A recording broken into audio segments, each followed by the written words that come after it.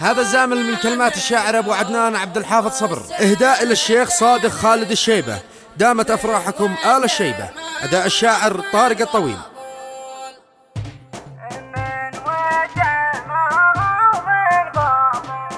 يا قول أبو عدنان يوم السعد نسعد من ود ما هو من فضول، واجب صاحب شريك الفرح الممجد في وقت دقات الطبول. يا شيخ صادق ألف مبروك يا أخو أحمد يا أهل المعارف والعلوم، والتهنئة يا صادق الشيبة تجسد مخصوص لك فيما نقول. نهديك ورد أحمر طري والنوع الأجود، تقدير وارجوك القبول. اليوم